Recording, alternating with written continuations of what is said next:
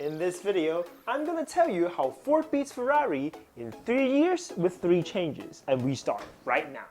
So the competition between Ford and Ferrari began in 1963 when Henry Ford II wanted to buy a Ferrari but got rejected and called fat.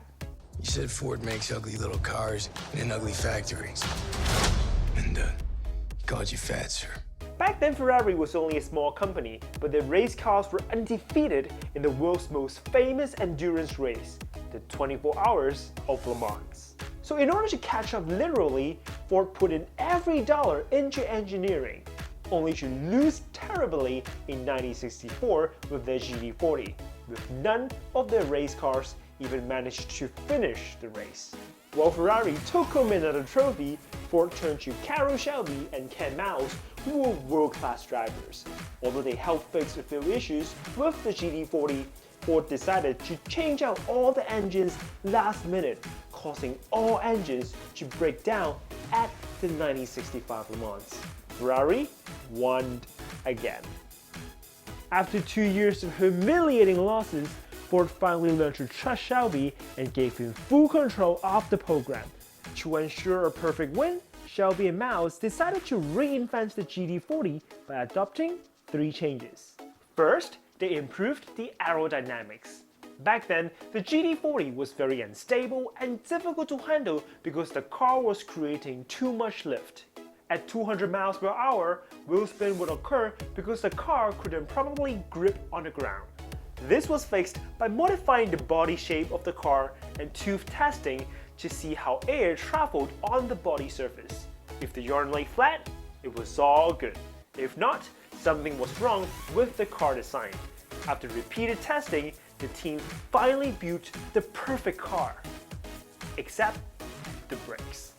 You see, braking has always been a problem with Le Mans because slowing down a car from top speed for 24 hours repeatedly could be damaging to the braking system.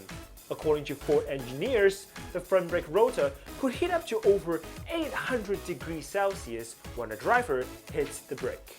To counter that, Phil Remington created a quick change brake system that allowed the mechanics to swap in new pads and rotors during a driver change. Although the other teams complained about it, technically it wasn't against the Le Mans rules.